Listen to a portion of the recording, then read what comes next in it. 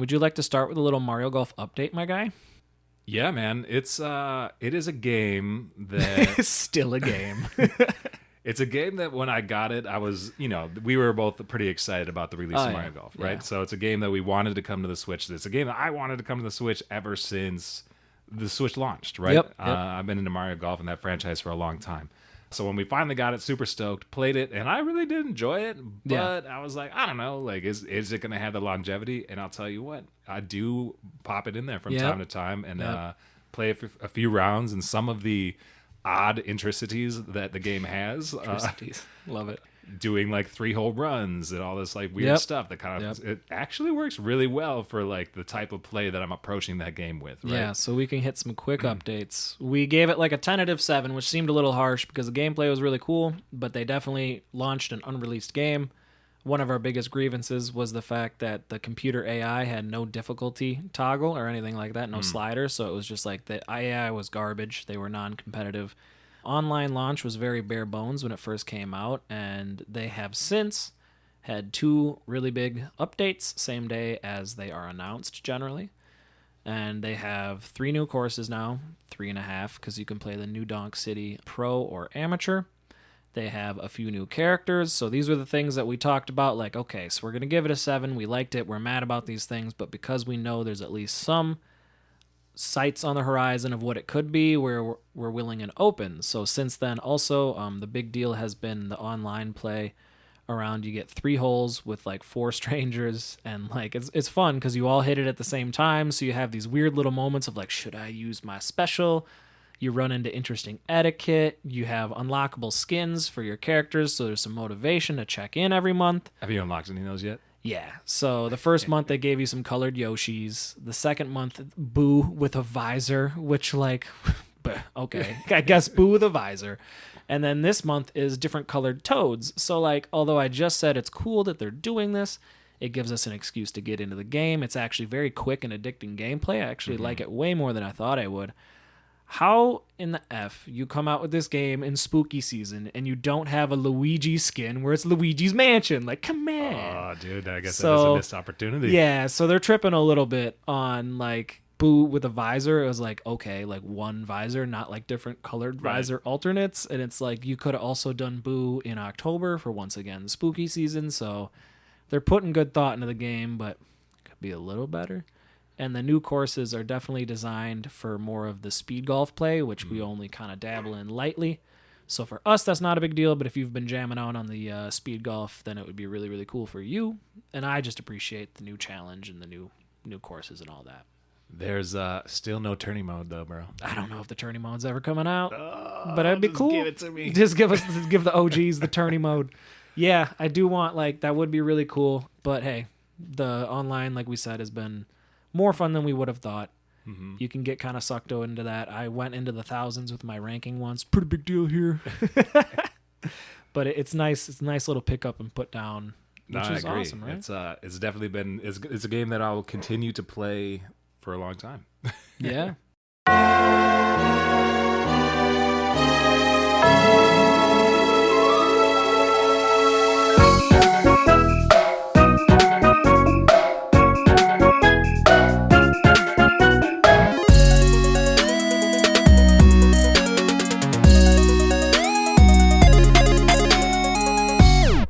Hello, this is Alex and my co-host Luke of Low 5 Gaming.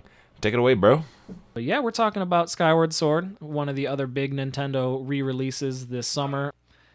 We have played Zelda since birth, it feels like. I know myself, first game I ever proudly beat is my buddy Ace and I growing up would watch our older brothers, one being you, slowly playing Ocarina of Time, and I don't think we called it Ocarina until recently, but we watched you guys play. We learned how to play it, and that's like the first game I ever really learned how to like master and beat. So like the lore and the imagery in that game has just been drilled into me forever. I remember the following Christmas we got Majora's Mask, which was insane for a child to try to play, but I still loved it. Did you start before Ocarina of Time, or did you? Yeah, I still call it Ocarina of Time. Yeah, I mean, fuck it. OOT. Yeah, but I was introduced to the Zelda franchise probably through A Link to the Past. Yep. Via friends, being at friends' house playing on their Super Nintendos. We were a Sega family, so Yeah. you'd have to be elsewhere for that. But that said, I never put enough time. It's a big game, right? And like it's also a one-player game. Yeah. So if you're hanging out with the homies, it's not a game that really lends itself to pouring hours of time into. Plus, the 2D Zeldas are hard as nails, man. True. Kind of, but also not really. And actually, I still to this day have not put a full playthrough of Link to the Past. But that was my true introduction, and it was cool. I loved the art of it, and the music and everything. Pink-haired Link. I also played a bit of the original Zelda game on NES. That game is murder. And it's, you're right. And that's another game, kind of the same problem. It's even less engaging because it's an older version of, it's the original, but essentially you're not going to spend a bunch of time trying to figure that game out as an 8-year-old or whatever the heck I was at the time. I actually have a couple of homies on it. There's a homie on Instagram that was talking about how he had just done a full playthrough of the original Zelda with his kid, which is admirable. Raising a masochist. I cannot believe that his kid was down for that. But OG training, that's not bad for you. Right. So those two were definitely my introductions. That's how I knew what Zelda was. And then I got my hands on a Game Boy, which we've discussed maybe before once or twice. Yeah. And Link's Awakening blew my mind, and that was the first time that I owned a Zelda game, and I loved playing it, and it was also a time in my life. Now I'm inundated with video games. I have too many. It's a problem. Right. Before the backlog days. Right.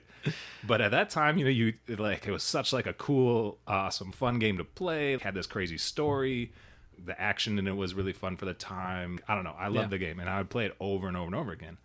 But then the true love for Zelda comes in exactly what you're talking about with Ocarina of Time. The game was so cool. Groundbreaking, honestly. Yeah. It really pushed us forward into, the 64, for as much as people harp on the shitty graphics or the controls these days, like that, we needed the 64 to get to where we are today. Yeah. That pushed video games into this 3D realm. It's Zelda, the Ocarina of Time is the first true open world game. Yeah, absolutely. All the designs were so cool. The temples were so cool. I remember being scared of the forest temple going back up because I was pretty young, and I remember being super spooked and creeped out by the the well and all those things, which are not actually unique to me. Those things were just creepy as hell. Yeah. But that gets us to we had the GameCube, so we played a little bit of Wind Waker, but neither one of us really beat it, I want to say, or got too deep into it.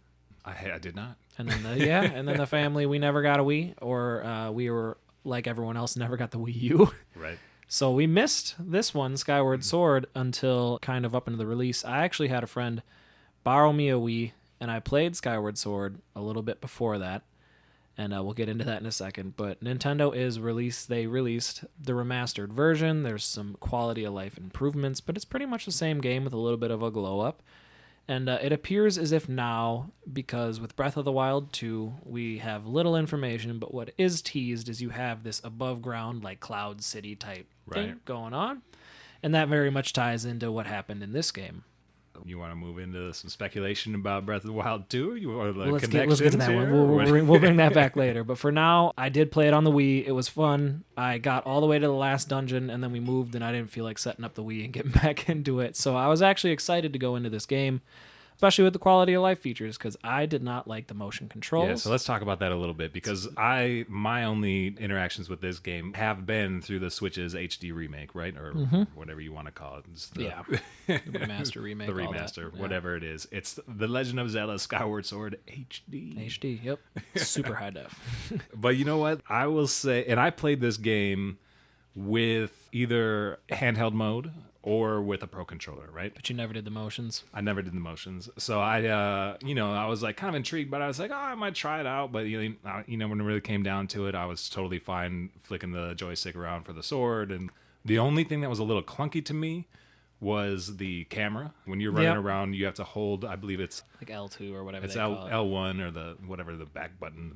Yeah. Anyway, so we'll just call it L1 for the sake of this. So right. Hold down L1, and that lets you use the right joystick to have kind of free control of the camera, which is not that weird, but it's a little awkward because most of the time in newer games, you don't need to hold down a button to have that control, right? Because the right joystick does the sword swinging. Exactly. That's usually how you get your So it was a slight learning curve, and then after playing a couple hours, you just get pretty used to it, and it wasn't a problem at all. So some key features in the game where motion controls come in is you have the Skyward Sword Strike or the Skyward Strike, wherever, where you hold it above your head, and I can tell you, sitting on your couch holding your Wii nunchuck above your head, and then it's like sort of registering, so you get almost charged up, and then it like glitches to the left. It's like infuriating, especially with that boss with the tentacles. Oh my god, it was just so there's stuff like that. But there's other quality of life stuff. You had to like wait through every single piece of text every time you opened up the game. And you'd run into a ruby that explained to you what a ruby was. Every single time? Every single time. Ooh, so dog. it was even the ones that are only worth one? Yes. Oh no. So like every time you stopped playing and then started playing again, you'd run into everything. And then Fee, who's the Navi of this time, if people didn't like Navi, you're definitely not going to like the OG Fee from the Wii. Right. That sounded ridiculous. My bad. But so Navi, infamously in Ocarina of Time, was just super annoying. Hey, listen! And would bounce around and stop you from playing to explain something that was super obvious. Fee was worse. Fee would show up all the time, just give away the clues, talking to you all the time, and it was too much. They muted that. They did not do the tutorialization the same way. But you can still call on Fee to get that stuff, right? Because whenever I was, and that was kind of nice about the game. When you're stuck, you don't necessarily need to go to the internet or need to go to a forum to figure it out. You can poke around, and then that Fee will give you some pretty solid tips. So overall, she was still cool.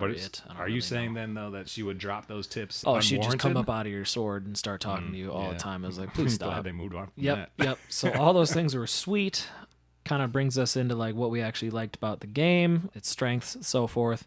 This is definitely Nintendo's forgotten game as far as the Zelda series is concerned. You can kind of feel like so as part of the why they're releasing it now. Even in the Direct, they hinted at like not a lot of people played this game, but it's a masterpiece. And I'll tell you what, it's pretty good. It is pretty good.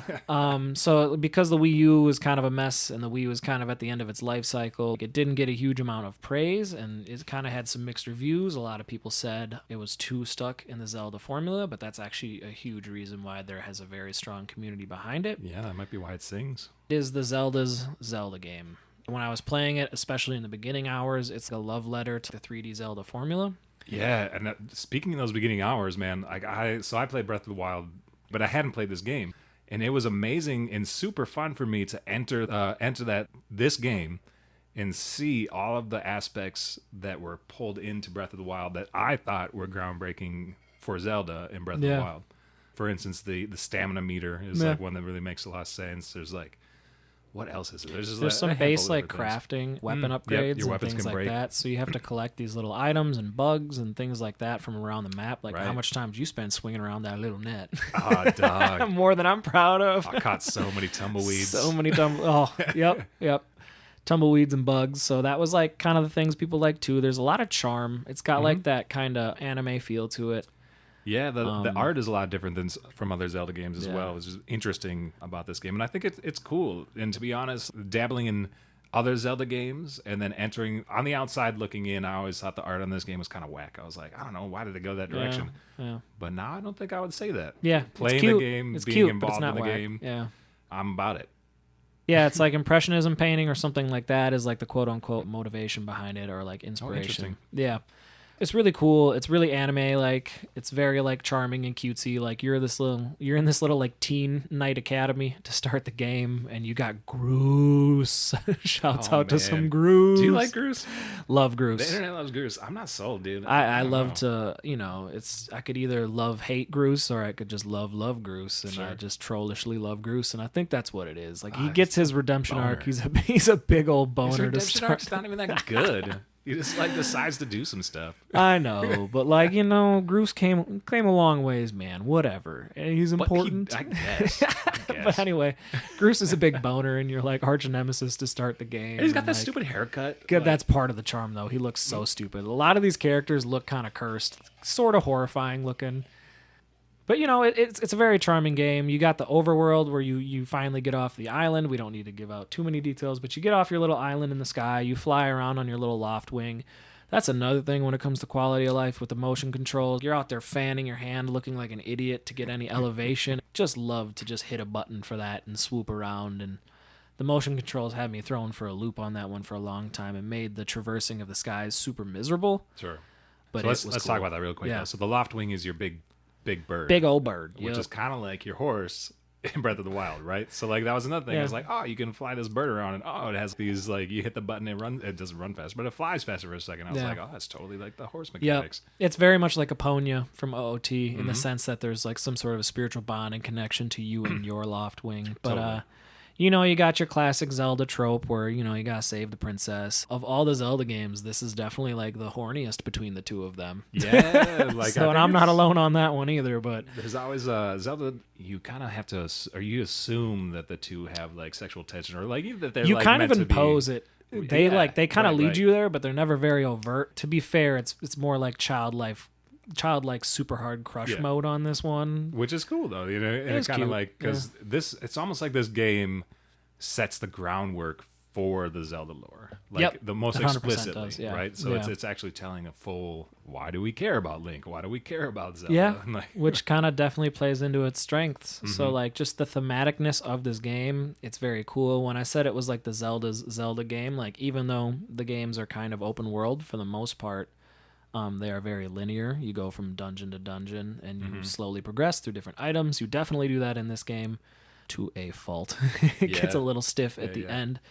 But I did like playing dungeons again, dude. It was Yeah. that was a nice reminder. Even though the first one was kind of lame, it had like some pretty cool atmosphere, and you Yeah. got to do the classic spider jab Right. things. Like, some of that stuff took me a while to figure out. yep, too. yeah, it's a little humbling for a second. But you know, not to jump around a little too much, but if we're talking about the motion controls, like one of the cool part is like sometimes the mechanics of the fighting got a little stale, but it was kind of cool in the sense where you had to like aim your strikes in your Oh, sword. sure. And that kind of played into like the fighting was almost more puzzly at times than it was like combat. Yeah, Like yup, but you'd have to. not happy about that part. There's a few. We can get into that one a little later when we get to the dreaded toe monster. Don't worry, we'll clear out and complain. I'm just gonna say this: as far as like you can tell, where using the joystick to swing your sword, the thing that doesn't translate super well as and specifically one of the first battles is a good example, and I don't think it gives too much away, but Girahim, or how do you say his name? What do you think? Don't know. Yeah, the bad, But interesting, bad guy. One of the main antagonists of the game. You have to do this thing where Oh, yeah. he catches your sword if you just hit him normally, right? So Yeah, you he, like, basically have has to his taunt hands, him with yeah. like by pushing the joystick to one side and then flicking the joystick in the direction to get him on the opposite side. And that in my brain was you have to fight this dude 3 times, many and times. each time, like throughout the game, drove me nuts every single time. Because he catches your blade, and you know what you're supposed to do, but it's just Right. kind of wonky to execute. So you're just like, oh my god! Right. And, And I you think- gotta wiggle your thing to get it free, and you're like, come on. I feel like doing that with motion control would probably be a little easier, but I don't know because I didn't try it. But I do know with the joystick, because the joystick's inverted on the way. If you flick the joystick to the right, Link will swing from left to right. Yep. Right? So Yep. if you're holding, and my brain is so backwards, and I'm like, oh man, I just want to take that. I know what I'm supposed to be doing to this guy, but And once you play the game for a few hours, your brain gets a little foggier after some time, so it doesn't always help. But, you know, back to the dungeons, when I Yes. say it's like a love letter, like these dungeons are super cool, super thematic. Like the They're beautiful, music, too. Yeah, they're beautiful. The music can be fun. They're very charming. The bosses, for the music most is part, so good. yeah, except for there was one towards the end where the music was just driving me and my significant other insane on the couch. Like there was some weird noise constantly incorporated. I think it was like that last fire dungeon. It wasn't going over well. Sure. But for the most part, the songs are a lot of fun, especially when you get off into the sky and you have that nice kind of Dude, the audio is so loud in this guy. yeah. But the song was cool. But the song is cool. I just like I don't know why they're bringing so many octaves up. I'd be like playing the game and then it's like turn that down. It's Right. like, oh, I'm flying. I'm flying. It's kind of hard right now. No, but you know, some famous ones. So if I do some dorky YouTube deep dives where they rank dungeons. Yeah. Yeah, those are fun. So like a lot of the ones that will always come up from this game, which I totally agree with, are like the Ancient Cistern.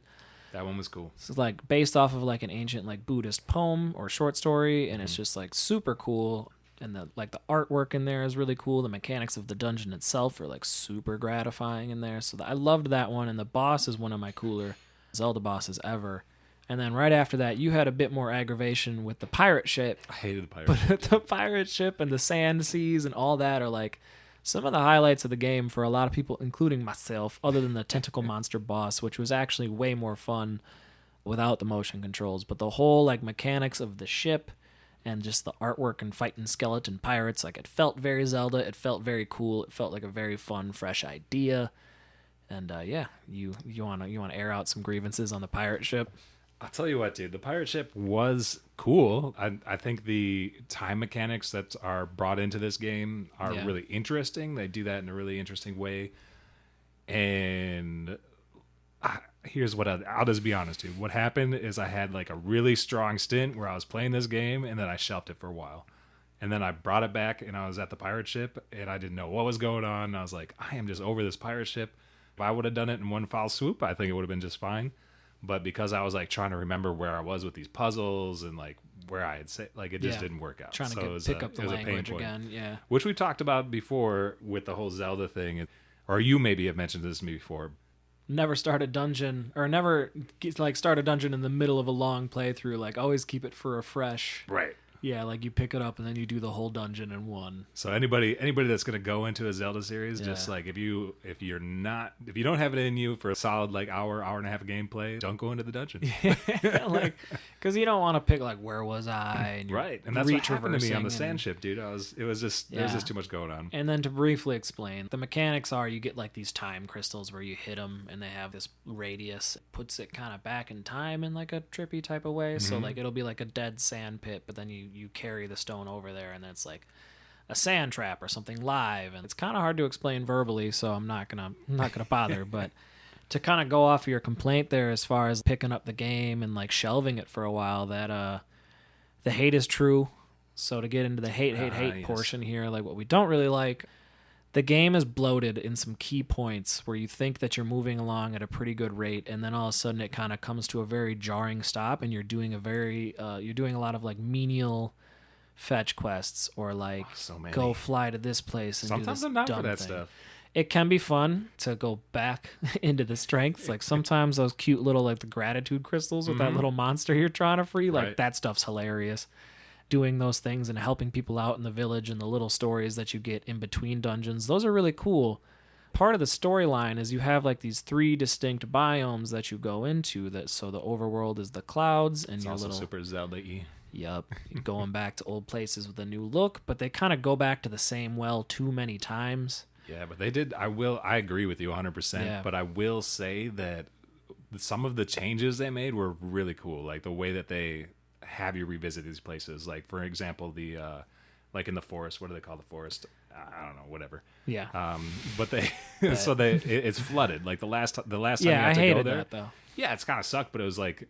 It sucked that they made you like go there for like some another additional weird quest so that you could go fight the boss. Thing, I'd already done so much at that point. But the visual aspect of that, and the idea that this whole entire area that you've already like exhausted and explored is now wholly underwater was kind of cool. It wasn't the time. Yeah, no, it wasn't the time. And like, there's a few times where you go back and they're like, now do this quest, and it's like Nintendo, so you got to do it in 3s. And so like, now talk to each of the dragons again. Totally. Or like go and get the like there's like you go all the way back there just to get the water basin from the dude. Yeah. And it was like that felt and then you gotta fly the basin, like I don't know. There's just more involved than it needs to be, and it's just like get to the point. Like it kind of takes away from the game's strengths. Totally. If the linearity is a strength for a lot of people, like they love that classic formula, then you're kind of beating it into the ground and kind of playing into the criticisms. But like the dungeons were cool, except for like that last fire one where like the new mechanic was doing the little puzzles under the ground and stuff. Yep. Not a fan of that. Oh yeah, where you get the gloves and you can burrow underneath. Yeah, but the double claw shots though, totally, but those are tight. Double claw shots are nice.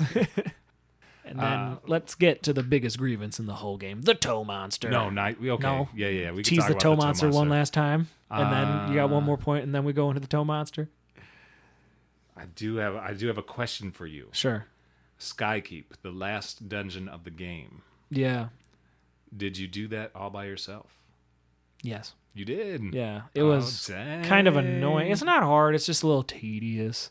So there's a puzzle. I'm not good at those types of puzzles. So it's like what would you call that? A tile puzzle or something? Yeah, it's like a tile puzzle, and when you move the tiles, it corresponds with like a specific room in the dungeon. So you kind of got to keep manipulating the dungeon as you move through. Sure. So So I understood the mechanic of it, Right. and I understood what I needed to do, but I also was like, I am so ready to beat this Yes. game that I am not messing around with this That's shit. why I dropped it on the Wii. I was like, because like I could set the Wii back up after I moved, and I could do this last dungeon, but it had been some weeks because we busy. This is a hard game to pick up after a long hiatus. Sure. And then I just thought of that dungeon, and I was like, whatever, they'll remaster it someday, and they did. Right on. It worked out. There you go. And as I mentioned before, the game is really good at like guiding you through and letting you know if you're really stuck, you can find different ways to kind of push you forward, whether that's, and then like one way that I found was super helpful is one, you can ask Fee for stuff. If that doesn't really do the trick, you can go talk to the fortune teller and they'll point you like in a pretty good direction. The fortune teller is kind of funny too. But then all of a sudden the fortune teller's crystal ball broke and I was like, I don't want to do this fetch quest. So I just had to you have to do is it some dowsing or? Yeah, I call it dowsing. It's this silly thing where you point your sword into the direction. That's another gimmick they relied way too heavy on, and I was like, this is not nearly as cool as you guys think this is. It was like, use the motion controls, and it'll beep like a metal detector and towards whatever your objective is, and it's like, just give me a waypoint. Right. I'm not trying to pull out my sword and like aim it in the sky like I'm trying to find some Wi-Fi connection or something, like, or some data. Like it was kind of brutal. Sure. So I use the game. I would say the vast majority of my gameplay, I tried to rely on the game for hints. Yeah. But when it came to Skykeep, I was like, nope, found myself Oh, when you're trying to collect like the gratitude crystals and stuff. And... That stuff I did all by myself too. But like when I was actually in that dungeon for Skykeep, you're kind of cooked. Moving I was a little like I was ready to. I just wanted to fight the boss. Yeah. I was like, just give me the boss already. And the boss was pretty cool, to be fair. Because there was about 4 or 5 different major things the game made me do when I thought that I was ready to, like, I was like, oh man, I'm gonna fight the boss now, I'm about to beat it, and they're like, nope, you got this, nope, you got this, no, easy you got this. 10 hours of bloat in this game specifically. I've never felt like there's been bloat in a Zelda game. I've never been like, this needs to be done. But that goes back to the idea of like, if I didn't have all these other games that are screaming play me, yeah, sure, would I have minded as much? I don't know. Like if this were the game we got as kids, right? Because I would be so happy to be just pouring my time into it and figuring it out. Back in the day, I used to, I ended up getting a guide for Ocarina of Time, and like you get all the what do you call it? What are those things? The Skulltulas or whatever. With those creepy cursed ass buildings. Exactly. Yeah. So it is fun to do those things, but when you just want to beat a game, I was like, this will not let me beat this game. So I used a guide to tell me which tiles to shift around but I didn't use the guide to tell me what to do in each room. I was just like, I will specifically use it for the tiles, and I still want to figure this stuff out. I just don't have the brain capacity to like do this puzzle. But you know what no guide can save you from? The goddamn toe monster. Toe monster. They make you do this thing beat to death. What is he called? The Damned or something like that? No, they probably don't use that word. The Imprisoned. That's and they what give him this big, like, epic, scary thing, like the earth rumbles, and he's, like, sealed in this pit. It was kind of cool the first time you got to fight him. Okay, sure, right? But even so, they're like, the game's kind of cutesy, but they have some cool-looking villains throughout. They have some cool monsters and stuff. But this thing looks like a big, old, scaly sock puppet with some big, jiggly wiggly marshmallow toes that you got to pop with your little sword. Oh, and on the motion controls, man, woof. Yeah. Just the worst mechanic, because he slowly climbs up out of this pit, and you got to knock him down, and then you got to go around him and like hit the spike back into his head. If you've never played the game, that sounds like nonsense. And if you've played the game, you're just living trauma right now. And then you do it 3 times, and then the next time you come back, it's like, the imprisoned has escaped again. And you got to do it, and there's like, now every time it steps, there's a little blast radius. So it's just like, it's more finicky. When you... God, I hate it so much. When you knock him down, you can't just walk around him because he's got arms now. So you have to jump off the cliff and use one of the wind gusts to get behind him. And sometimes they like spawn you way far away from him. So you spend all this time trying to catch up, and then he sits up again. And then you have to do the whole boss battle over again. And you do this 3 times. And I never lost to him when I was playing the actual gameplay. I beat him every time. There's one time I want to say I had like a half a heart left when I won. I was like, hoo-wee! Yeah. But they, it did suck. I'm not trying to diminish. I'm not trying to belittle that at all, because it's so wonky. It's like so, the fact you have to do it so many times, lame. The fact that it's like they add things. So I'm like, oh, it's kind of cool that like Groose has this catapult. You could like stun him with the catapult while you're doing all the other stuff. Yeah. The Groosinator. It's not a catapult. It's a Groosinator. Oh no. But you know, so it's like at least they added those things to give it a little flavor, but at the same time, it's still the flavor was gross. Yeah, it was always bad. It was just like, and how about we add this to this bad dish? And I'm like, how about you make this a cutscene and I don't live this again? And then you didn't do the boss rush. No, so that's what I was gonna say is like, you know, I already was a little bit tired of this thing. I was a lot of bit tired of this thing. I did not want to fight it again. Great I was game. like, Just 10 hours too long, guys. I cannot believe I am fighting this toe monster again. Yeah. The imprisoned. The imprisoned. But Wiggly old imprisoned. toes. I don't know how that's his name because he gets out so many All times. the time. All the time. But anyways, not only do you have to defeat him 3 times to progress in the game, as you mentioned, boss rush, which is a cool little thing. Cool enough. Yeah, you get different tiers of rewards. Right. You get no health and upgrades. You essentially revisit all the bosses in the game, right? Yep. And you can't die, and you can only use the items that are on you, and you can only use the items that you had at that time in the game with that boss. But a super pro tip here. You get to choose your first fight. Right. Yeah. You choose the imprisoned as your first fight because they make you do it twice. Yep. As the late game, so it'll be like early, middle, late game. You pick the late game, you do the fight with the imprisoned. It does the middle imprisoned fight and the late game imprisoned fight. Because guess what? You fight them 3 times. It is not spaced out 3 times throughout the game. It's the first time, and then a long time, and then again, and then a very short time, and again. And you're like, again? Right. But, you know, I and for the people doing the math right now, Luke has just told us that not only do you have to defeat this thing 3 times in the game, if you do the boss rush, you have to defeat him 3 more times, and that's a lot of times to fight a shitty boss. It's a super stupid boss, and then, like I said, sometimes it's kind of not glitchy, but there's just like little wonky things that happen in the fight where he wins. Yep. So, like, the amount of times that I fought the imprisoned on the Wii, and I was just sitting there swinging my sword, looking like an idiot on my futon at the time. And I hated it so much, but I had to do it this time because the motion controls made it easier, and you get the Hylian shield, which is unbreakable. So. I guess Hylian. we forgot to mention, but some weapons have durability, which is kind of it's much to people's chagrin. You can upgrade them. Yep, we did mention that, but yeah, you have the durability, so it's an unbreakable shield, but you really just want it because it's the iconic shield of Link. So I saw a picture of gameplay against Ganon or somebody at the end, and Link had the Hylian You mean shield. Demise? Yeah, the Demise. Just call him Ganon. I don't know what that was about. But I saw a picture and Link and all the cutscenes at the end. So I beat the game with the Goddess Shield, maxed all the way up. Yep. Which is actually a really strong shield. Super not sweet. a problem. Totally doable. Yeah. No need to get the Hylian shield. It does take some damage, cool. but that shield will actually pretty rapidly increase its HP or whatever. Yeah. Oh, auto generates. That's right. Yeah. Yeah. So it's like there's no reason to get the Hylian shield other than the fact that it looks dope. Yep. It's the classic. So when I had my cutscenes and when I was fighting at the end and I had my cutscenes at the end game, I was like, yeah, I kind of wish I had the Hylian shield. Right. Yeah, and they never let you get like any alternate tunics. I thought was interesting. The green, it's the classic green tunic for Link, but there's like some chainmail to it underneath, so some armor. So that looks kind of cool. But in general, so they never did that, which I thought was a little interesting. But like you said, you got the shield. It looks a little different. But the end game, it's fresh to you. Super spoilers, but I don't know why you'd need a spoiler. Any Nintendo game, it's like, yes, so the princess was saved by the prince, and the big bad guy is done. But there's a nice table setting twist to it, right? We will generally try to avoid spoilers on this podcast, but what's there to spoil? Here's the deal. I just saved you from the toe monster. This game was released so long ago, dude. Not that long ago, but it was released long ago enough where it's like, if you don't know, and like if you also are not familiar with the mechanics, like it's fine. You're going to be okay. If this is your first Zelda game ever, or you're absolutely new, then maybe. But also, like, it's kind of fun for the OGs because it ties into all the games. Like, canonically,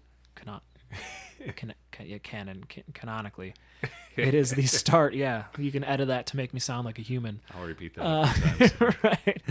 But it sets the table for all of them. So totally. So lay it down. You're fighting Demise. If you really don't want to hear it, just fast forward 10 minutes or something.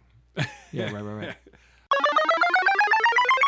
Hey everybody, if you're looking to avoid major spoilers or just want to play this game without us dropping any little tidbits about the ending, that sort of thing, go ahead and fast forward to the 5840 mark.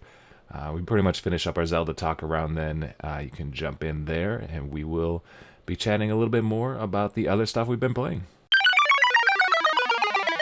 What's the question though? What is the spoilery thing that we're gonna get? Like what are we about to spoil? end fight. You fight Demise. Yes. You're the Girhim dude who is, So Girhim, a very flamboyant fish man. I'll leave it there. Yeah. He's a very flamboyant fish man that like is kind of weird, has some weird sexual tension towards you, and is always licking him like, man, you're getting in my way again. I kind of enjoyed him as an antagonist. Like he's so different from any other Zelda game's main antagonist. He was really greasy. Super weird and greasy, and like kind of like a little teenage rager. He's like a little angsty rager all the time, always getting mad at stuff. So he's kind of funny. Yeah. But you're asking about Demise, which we'll just call Ganon Demise if you want to, but it's the same character. If you know Zelda lore, Ganon will make more sense. But Girahim, the bad guy always. That's about it. He's Bowser for Zelda. But Girahim is kind of the antagonist throughout. He's the dude in the role trying to bring the Dark Demise back, trying to bring Ganon back from his kidnaps the or princess whatever, right? to do so or whatever. So he's actually a pretty integral part of that boss battle too, because you finally get to the point where you're at the point of the game where you fight him for the third time. Yup. But that was pretty interesting though. I thought it was a cool way. So he has like captured Zelda and he's doing some weird witchy shit and he's trying to bring back Ganon. And you're in the same area where you fought that damn toe monster. But he doesn't come back, don't worry. Right. I was going to throw I think something. he does in a cutscene, dude, and then he you're right. Yeah. but you have to fight him again. right. But anyway, so it's like, to get set the scene a little bit, it's like this huge funnel or whatever that you're like, it's a huge basin that has like a ramp all the way down, right? A circular ramp, spiral ramp. So he's at the bottom with Zelda, and he calls in all these baddies, and he's like, take care of this guy, or at least buy me time. Yeah. Cool cutscene where there's just thousands of these stupid impas or whatever. They're not impas, like, what are they called? The baddies? The Boblokins? Yeah, the Boblokins, whatever. Yeah, good point, yeah. So, I was like, dang, are they going to make me fight all those things? It's very Dynasty Warriors. No wonder they collab with those games. For real. But so I was like, dang, I wonder if I'm gonna have to fight all those things. And then I was like, I'll watch. They'll send like 8 of them, and it'll be like, that was all of them, I guess. Yeah. But no, there was like a bunch. Fight a ton. Yeah. Like I don't know, there are hundreds. Luckily, they're not. There's only like a handful that were kind of strong, so you can just kind of plow through them. Yeah. But dang, I was like, all right, I guess you'll have to take down like archers for a second, and then you'll do the one big one, and then you can move on. Which is I don't know. I thought that was kind of cool. And then you get down, and you fight Girahim. And it was a decent boss battle, but it still did that stupid mechanic where you kind of trick them a little bit. Yep. They layer something every time to make it a little tougher, but it's the same fight 3 times with extra. I actually had more trouble. Well, he didn't beat me, I guess. I did lose all my hearts, but like I had my little fairy ready to go. Sure. Demise might have beaten me my first time. Demise did. And I think you have to refight Girahim. Oh, well, no, because there's a save point right before. Okay. But there's a point of return when you go to fight Demise. So like... Yeah. So you do that. So basically, I did think that battle against Girahim was pretty cool. And then the table was set pretty nicely. Yes. Yeah. So, but then fast forward to your final boss battle against Ganon / the Demise, and it turns out that Girahim's kind of turns into his fee. It's like Girahim, like he like turns into the sword or whatever. Yeah, and like he was his weapon the whole time. Right, which I thought was really interesting. I thought it was like kind of cool. But then Ganon himself looked dope, dude. That was like Demise. Demise. He looked really cool. I thought it was one of the cooler. Well, I don't know. Ganon's always like been a good bad guy, right? Yeah, I think I'm going Piggly Ganon from OOTs still tops, but to each their own. In his like Demise form or wherever they call it. Yeah. But so like he looked cool, badass, solid fight. I also died my first round. It's the electricity that probably got you, right? Also, my gameplay on a lot of games is to just rush and be a tank, and you can't. And no thought. Yeah, get him, kind of. And so I tried. Basically, I was like, a child's game. I don't need strategy. What's going on here? So I just went in at him, flicking my sword super fast. Like I did the same. To be trying to just take him down, get it. You got to learn with. what the mechanic is, and you kind of got to poke and try, right? So it's pretty tough, and he's got basically 2 different there's. Two phases, 2 parts, and it's not 3. He's got this huge sword. Yeah, right. And he's got that huge sword, which is pretty cool. And you got to like work away at the sword or whatever. And it's some pretty good sword play. You know? No, it's cool. So I mentioned I come in swinging like a tank. I don't use a lot of defense. No. If you're approaching this game, I'm just gonna give you a little hint. Use your shield. Just remember it's there. Maybe is the best way to put it. Oh yeah, and once again the nunchucks you'd have to shake the left hand, so it's way easier in this version. Yeah, but so yeah, if you use beat that him. shield though, he's actually pretty easy. Yeah. So, like, once you learn to time the things and all the he stuff, took me down. You know what the phases are going to be, and totally. But once you realize that if you just throw that shield out there and block him every time, like you'll have no issue, and that's actually not too different from Ganon fights throughout the Zelda series. You just have to like know what the mechanic is, and then activate that. For someone who's never played Dark Souls, I think in our pods I've somehow managed, other than Mario Golf, to mention Dark Souls once each time. But I don't like that style of you have to fight the boss 20 times to finally master it. What I do like, though, is when a boss beats me. Sure. So this is kind of like that nice blend of like, well, I had to die once, like so it wasn't just like I cheesed it and just got through it super easily. So I actually kind of liked that I died once, but when I went back in, I just mopped the floor with them once I knew exactly what to do. So like it was cool. Did it with the goddess shield yell. But yeah, so he sets the table and for the rest of the series because you want to take it there? Go for it, man. He puts a curse. With it. Yeah. He puts a curse. So basically, you're the main pieces of a play, and it's always the same. It's like you're not actually really the chosen hero as much as you're kind of part of like this time loop curse. You and Zelda and him are always kind of like, going back to OOT, you're always kind of the 3 points in the Triforce. And it's always going to be the same, as essentially he lays down this curse and he's like, there's always going to be a version of me that comes and you're always going to have to save the day and you're always going to have to sacrifice. And that's what every game has always been about, right? And they've been loosely tied. Like they'll throw a lot of Easter eggs in there and they make up some cockamamie way of how it's all tied together, but it's mostly nonsense. And then, some shouts out to the What Culture Bros, UBP, but they I heard him describe it once. He's like, basically it kind of cements it as like a campfire tale. And I really liked that twist on it, where it's like, the graphics are always going to be a little different. The story is always going to be a little bit of the same, but a little bit different. But it's just the general premise of, a little bit of the Nintendo cliche, like the whole save the princess from the big bad. But it's like kind of like this classic folk tale or this classic campfire story where you're always in this same cyclical thing. And that kind of fit the game in a very poetic way. And and it gives explanation to why you're always doing something so similar in every Zelda game, right? So it's like you're always fighting. You basically always have to save Zelda. Yeah, I guess. There's always the princess. Hyrule's always the same. It's just set in a different way. And then Ganon's obviously always trying to come and destroy the world. So yeah, right. And you can get into he's the dread, and he's the thing you got to save, but like you can get into the weird timeline stuff where like this is the child timeline, this is the adult timeline, this is the dark child timeline where Ganon won, and like you can get into all that and it's fun, but like the general premise is that like save princess from Big Bad Ganon, save world. Right.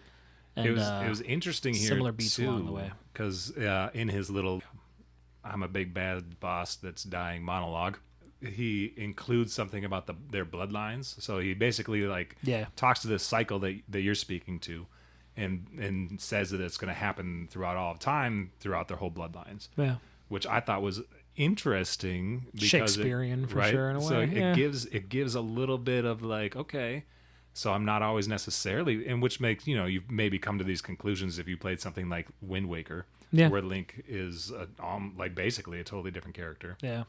But it's still Link, right? Right. So is it like some crazy descendant of Link at some point in time? I guess so. It has to be mentioned, too, that they're always calling you like a child in this game. They're always like, I'm bested by a child. That's like Girahim's thing. Because once again, he's very angsty. His hubris is just out of control.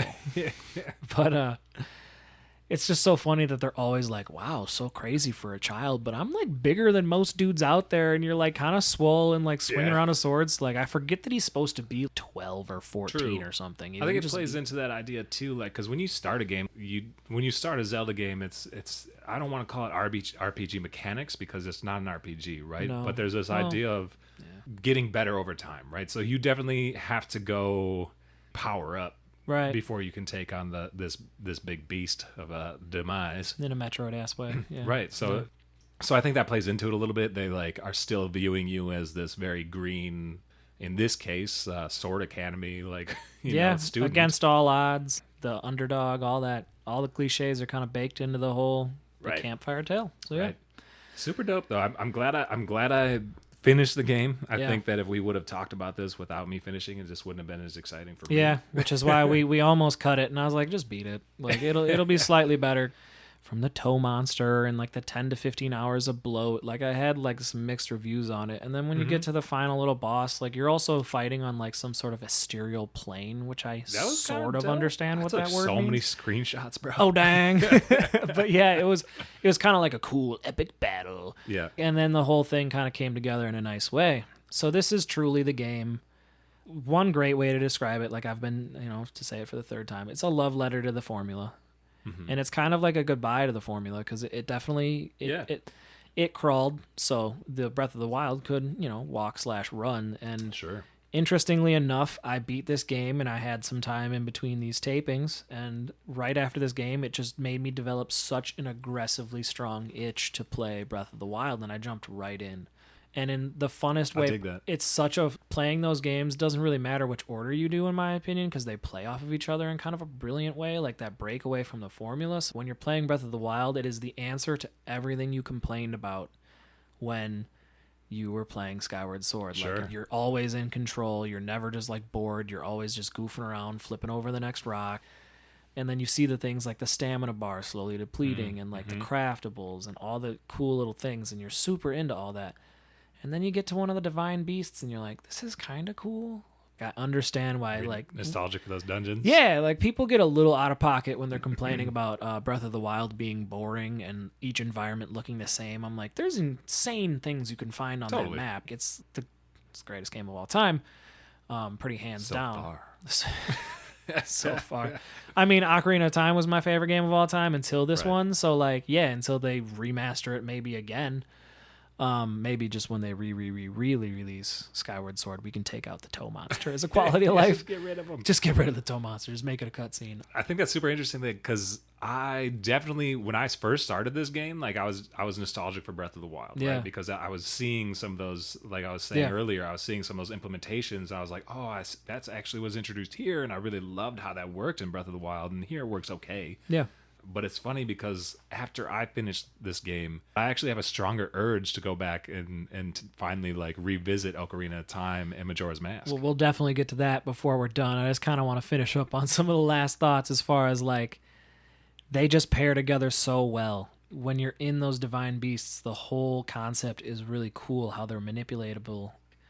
They're very unique, so it almost gives you that feeling, but the entire interior is so nondescript and kind of hollow. That I actually understand. Where You're talking about the divine beasts? Yep. Okay. So whereas when you're in the place like the Ancient Cistern, you're just like looking around and it's not even that graphically impressive of a game, but you're just kind of captivated by a lot of the charm of that game. Both games are really cool for their own reasons and they're magnified once you play each other. So like that kind of loop when you play Skyward Sword, you're going to lust for Breath of the Wild and all of its freedom. But when you're in Breath of the Wild, you're going to kind of lust for the more curated experience, the charm and the music, and the more like, once again, the classic 3D Zelda formula. You kind of yearn for it a tiny bit. You ready to speculate, dog? Well, we don't even need to speculate to some degree because the N64 has been announced as part of the, what are they calling it? The expansion pack? I love it, dude. They're calling it the expansion pack. For those that are familiar with the N64, there was an expansion pack that added like another for like our Gen Xers, or no, not the Gen like Xers, but 8? the Gen Zers. How many like megabytes of RAM? It's like not much, but you had to get it, yeah, to play certain games. So the Donkey Nintendo Kong Online 64 service was the one that it launched with, right? Like to play that game, you needed it. Maybe I think you might have needed it for. I don't know for sure if you needed it for Donkey Kong. Yeah, it's. But they had to beef loss it of up. There definitely were some games that needed it. There was other games that it improved greatly. Rogue Squadron was one that like comes to mind really quickly. I remember getting that at Target, dude. Nice. I was so excited. Nice. Mom was like, whatever. What the hell is this thing? Like, I thought we done bought you the video game playing machine. What, we got to get extensions to the video game playing machines? Totally. But I do love that they're calling it, like right now, to be honest, the $20 you have to pay for Nintendo's online service, granted, it's not the most robust service compared to other systems, But $20 for the whole year, that's not terrible. And I like the NES and the SNES games in their library. They could be beefed up, as people complain about, for sure, but it's still continue to get more. The ones that are on there, you can pour hours and hours of time into those if you like. So I don't know. People always want more. But from Nintendo specifically, like, where's my Luigi skin in Mario Golf? All right? Where's my backpack? But our ghost hunting Nintendo Online Service expansion pack will include Sega games and Nintendo 64 games, and one of the launch Nintendo 64 games is Ocarina of Time. And Majora's Mask has been announced that it is also being rolled out shortly thereafter. I think they were pretty explicit how that one's coming out. Right. Like a little quicker than some of the others. Like the last one they teased was Banjo-Kazooie. Yeah. So there might have been some weird like licensing hangups. Hey man, as long as we're in here, like Operation Winback or whatever it's called was on their like rollout list, and I was like, "Are you kidding me? I love that game. Like no one ever talks about that game. The game's fucking dope." And I feel very vindicated that it so made here's their launch Alex's list. Niche flight sim corner section of the pod. Dude, this is a this is like a shooter game, but it's third person. It's like a strategy shooter or something. Oh, so I you hate like those. you like put your back up against the walls and you bust out and you shoot everything. Oh, this is way different than I'm thinking. Yeah, then. yeah, Okay, yeah. It's tight. All right, touche. GoldenEye's going to be on there. There might be some online supported, so I'm actually kind of curious if there's a little bubble up of a community there. That could be really fun. We got to roll back, though, to while we're talking about this. Speculation, Zelda. Sure.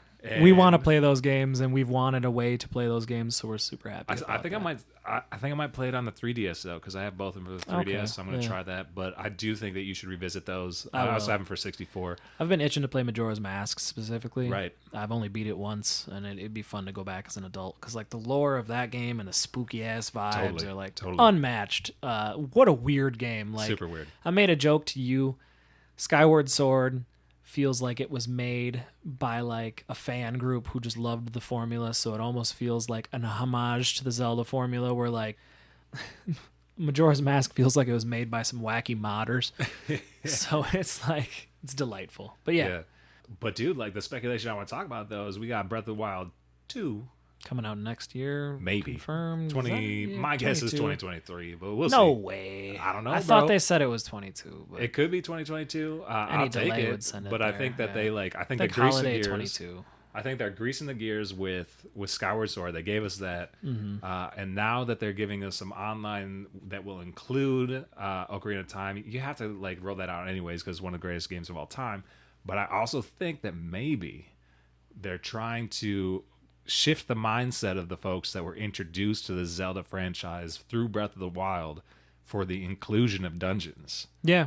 I think we might be getting dungeons back. Yeah, that's a good point. So as we kind of teased earlier, like the new Breath of the Wild, what we can see, you're in the sky, so it's almost like you're on the same map, which was one of the things I feared. I feared that Breath of the Wild would have the exact same map, and the reason I feared that, it's like the greatest map of all time, so that's nothing. Like, I understand why they want to return, but like finding each little nook and cranny was like part of my enjoyment, so I was like so desperately wanted them to go to a completely new place.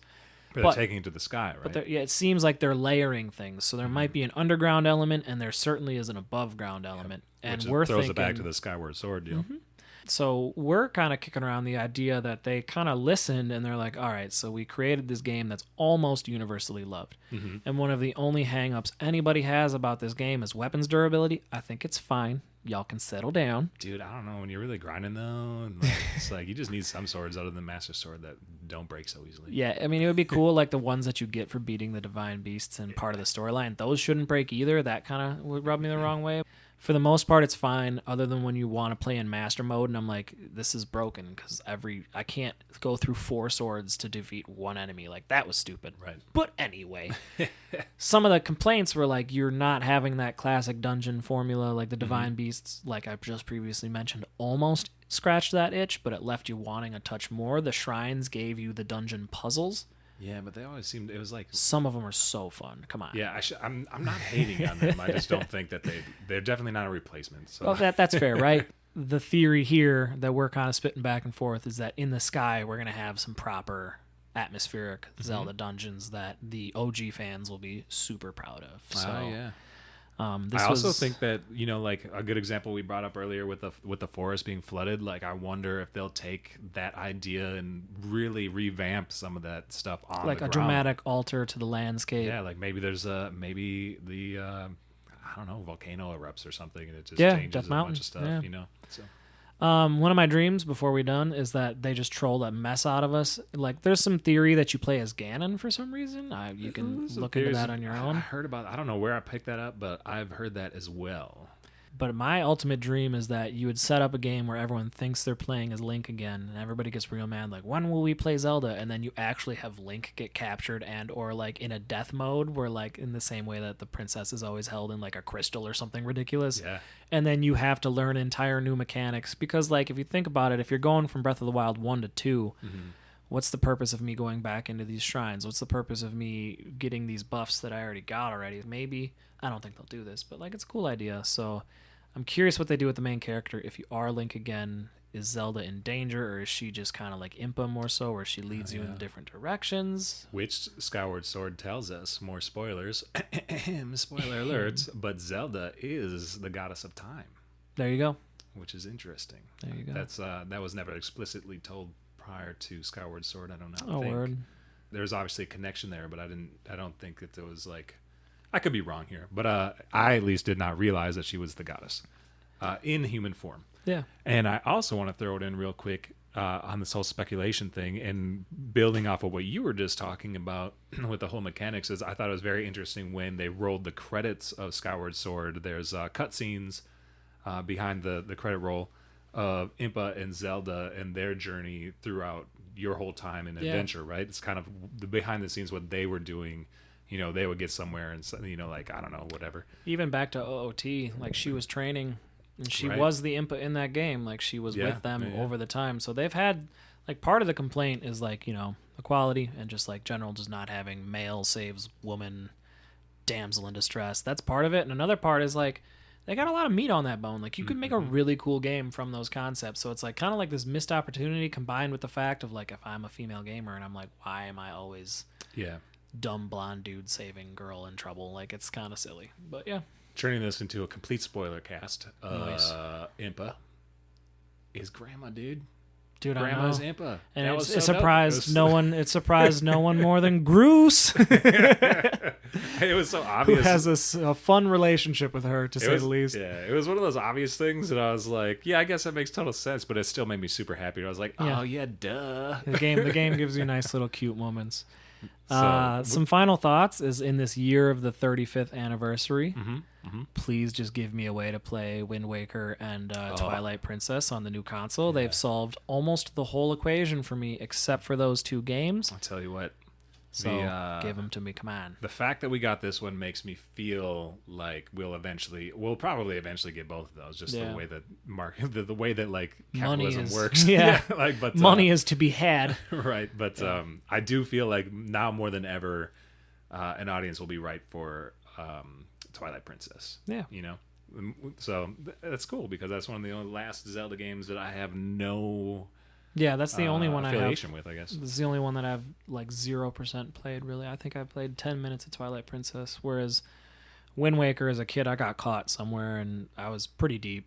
But like, so I have some memories of that game. Whereas like Twilight Princess would be a totally blank slate. And if they did, even like no one loves the $60 ports, but like whatever, they could give it the Skyward Sword treatment, just beef up the graphics a little bit, do some quality of life stuff, and I'll buy it for $60. I'd be happy to. Yeah. In fact. So I think in summation, Skyward Sword, great experience. A little too much bloat. Very rewarding ending. It's and it's the Zelda stands game. Yeah, like that makes sense. Like when you play it, if you've loved Zelda like we have since childhood, it's some of your most formative gaming moments. Those payoffs are huge. The little hints towards other games are huge. The music is so much fun. Like it's just very much made to make you feel warm and fuzzy about the whole franchise in a very gratifying way. I dig it. That was, except for the fucking toe monster. Yeah, that was too wholesome. I had to bring it back to the toe monster. This will not be the last time you hear about Zelda from us. Or the toe monster. In my dreams. Hopefully the toe monster. Get a tattoo on my damn forehead. Fucking toe monster.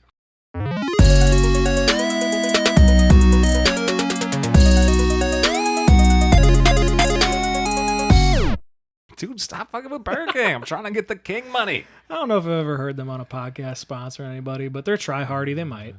I'm going to take this opportunity to say if we had ads, we would input them here. But we don't have ads. Right. And well, that's just that. Hit me on Cash App. Will we ever have Google ads? Pay. I don't know. If we do, they won't be super greasy. But we gotta get paid, yo. No, just Miller Lite ads nonstop. Miller Lite ain't giving us any money. Dude, I see them on Maybe they'll send us a case podcasts of beer, all though. the time. Hey, Miller. I would drink Miller if they supported this venture. I mean, I already do. So it's my shitty beer of choice. All right. It'll be us. Our podcast will be smashing Miller Lights and eating chicken fucking burgers from Burger King. Burger King is Kings and Miller Lights, bro. King's gonna be like, you know what, guys? We will sponsor you, but you can only have our chicken sandwich. Oh, man, you have to sponsor the new King. What's sad is their old, dilapidated, like, chicken patty that was, like, the lunch meat. You know what I mean? Because, that is not a natural No, I form don't of know, chicken. man. I don't ever go to Burger King. Well, it's the same motherfucking chicken sandwich from when you were, like, 8, so you know the chicken sandwich from Burger King with the long, flat patty. I do, actually. Yeah, see? Don't you judge me. Fire. Don't you judge me. But, like, it is better than their new vamped up trying to chase the chicken fad chicken sandwich Sure. spot. Sure. Shoot, just go with your nasty success.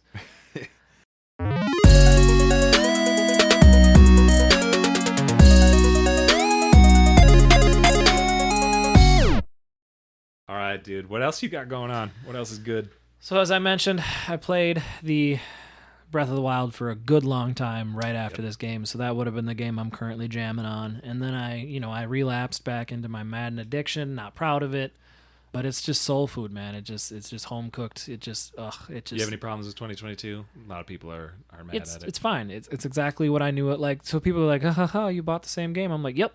I knew what I was getting into. Like, I want the updated rosters. Like, this is like, I'm not doing 2K. I basically bounced between buying 2K or Madden. At least there's a real NFL season this year, so like, Yep, it feels a instead of little less weird. Right. Yep. But between these games How'd that it feel about don't the quite quarterback grow ratings? enough, meh.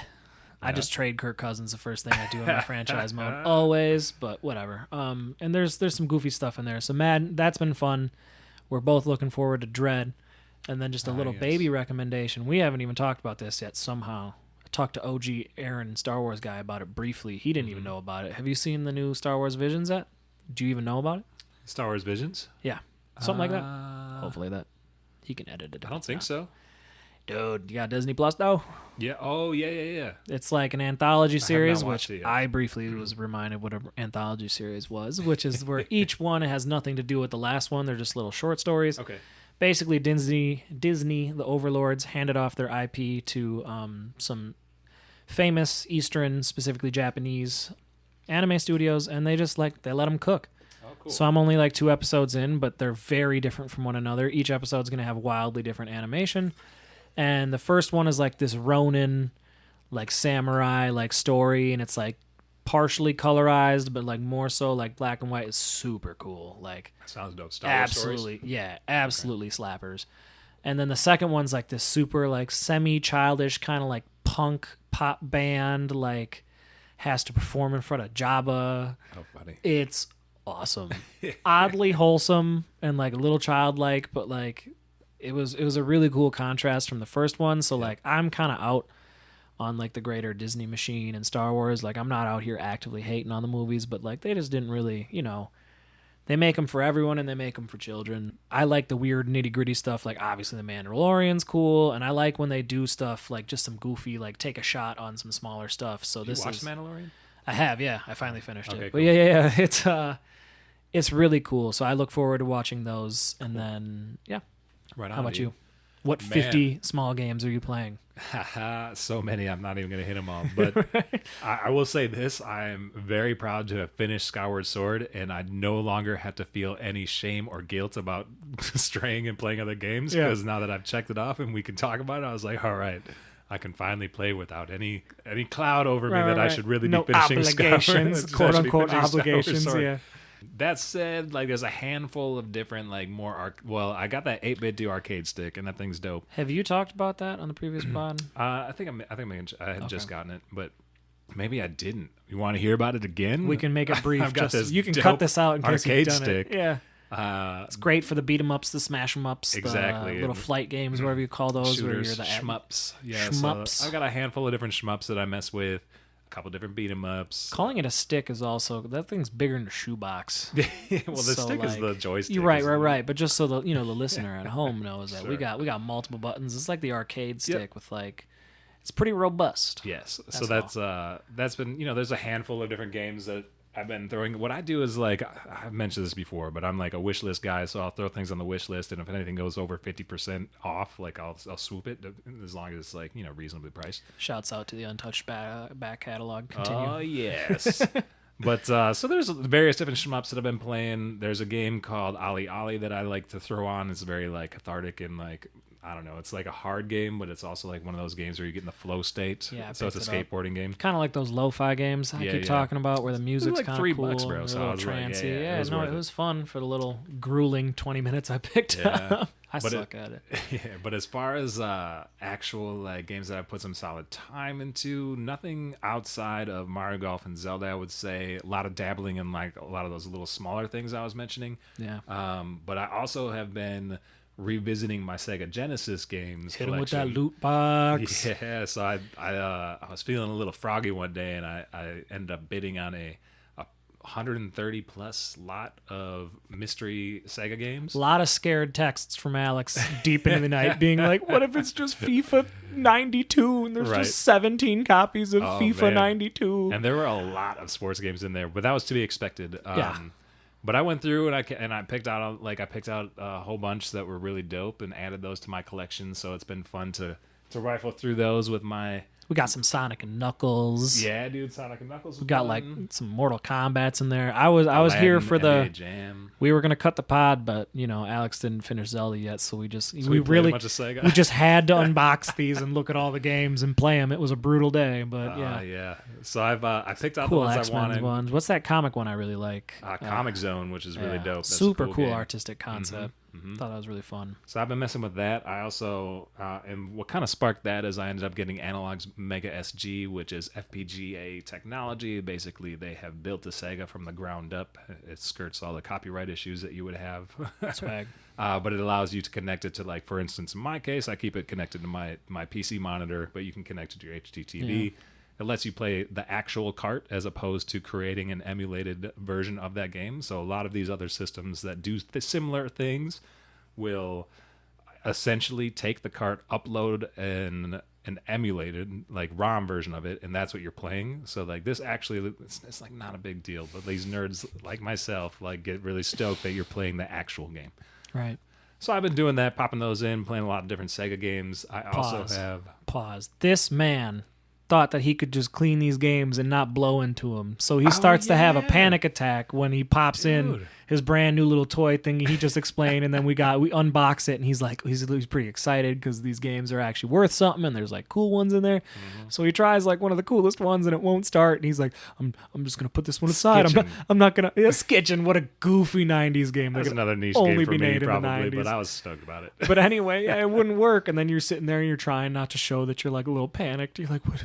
Skitchin' ain't gonna work. I was like, but did you blow in it? 129 plus more games to go through. They better work. I was like, but did you blow in it? And you're like, no, dude, I already cleaned it. And then he blew in it, and it worked. It did. And you know what's funny is I've cleaned all the games, and I don't know what it is, because you can go on the internet and they'd be like, blowing just wrecks games. It doesn't work. Like, just clean them. Like, I clean them with 99% alcohol or whatever. Isopropyl alcohol. I give them a nice dry. Good to go. Pop them in. Doesn't work. Give them a nice blow. They fucking work. So I don't understand what that is, dude. But like, awesome. I don't believe anything you see on the internet, because I have tested over 100 games now, and blowing in it gets them to work. Makes them all work. Yeah. No, and it was also funny. A nice little tidbit to this story is we put it out in the living room, and when we had gotten home, your wife was listening to 90s jams. So like, she's like, oh, I can turn it down. And I was like, well, we're about to play Sega, so like it's not wrong.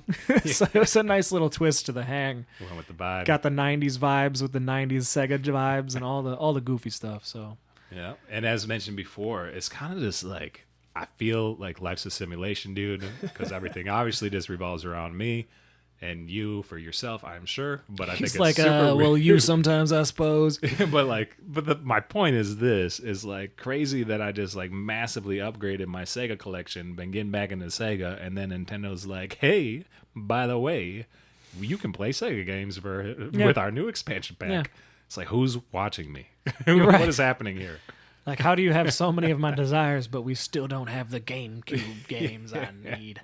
True. But yeah, well, shit, man. that Metroid about Dread. wraps it up. We got Metroid Dread, and then when we don't have a hot release, I'll force you to play one of my games, and then hopefully we don't beef for another 7 long months. Just kidding.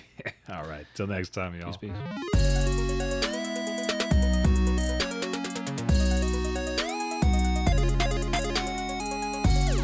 Lo-Fi Gaming is a Studio Lo-Fi production. Our theme music was produced by AJ Norman, and our show art was designed by Studio Dayjob. We're an independent podcast and would love if you supported us by listening, subscribing, and sharing us with your friends.